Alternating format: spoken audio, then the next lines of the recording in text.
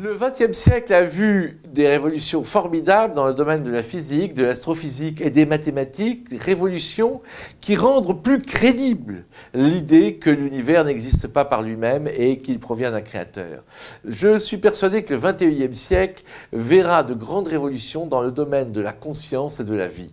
Nous n'avons pas encore une bonne conception de ce qu'est la vie. Si on avait une bonne conception de ce qu'est la vie, on enverrait une petite sonde qui tuerait une à une chaque cellule cancéreuse et le cancer serait une maladie bénigne. Ce sera le cas un jour, mais dans longtemps. Parce qu'il faut changer notre vision de la vie qui aujourd'hui est beaucoup trop réductrice, qui n'est pas assez évoluer, si j'ose dire.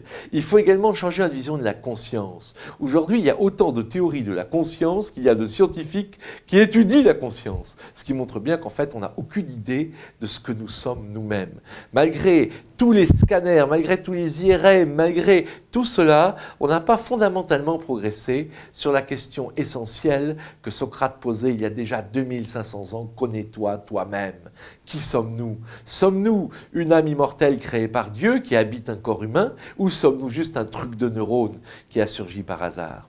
Eh bien, je pense qu'au XXIe siècle, on aura un certain nombre de résultats qui parleront en fonction justement de l'hypothèse que l'être humain n'est pas qu'un truc de neurones.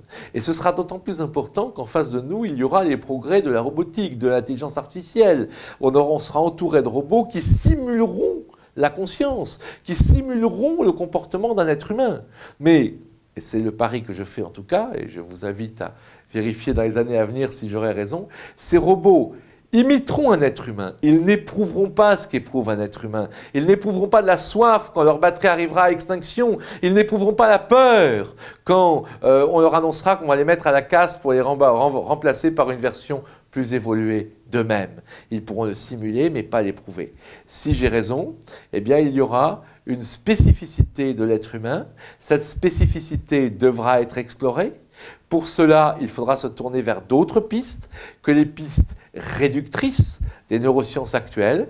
Et une de ces pistes, c'est les expériences d'approche de la mort, ce qu'on appelle les near-death experiences, où on a l'impression que quelque chose de la conscience peut se détacher justement du corps humain. Un grand neurologue de Harvard, Eben Alexander, qui a lui-même vécu une expérience de mort clinique, expliquait qu'en fait, nous vivions comme à l'intérieur d'une feuille de papier. Et que quand, disait-il, j'ai vécu la mort clinique, eh bien, je suis sorti de la feuille de papier, j'ai vu un monde beaucoup plus riche, j'ai vu un monde en 3 dimensions, alors que nous vivons, d'après lui, dans un monde en 2 dimensions. Et il disait que tout ce qu'on lui avait appris à Harvard sur la conscience était faux après son expérience. Donc voilà le genre de pistes de recherche que nous devons essayer d'explorer, celle d'une conscience qui ne soit pas uniquement neuronale. Il y a un certain nombre de scientifiques et d'auteurs français, entre autres, comme Jean-Jacques Charbonnier, qui travaillent dans cette direction. Et je pense que c'est un des grands enjeux du XXIe siècle, la nature de la conscience et une meilleure compréhension de ce qu'est la vie.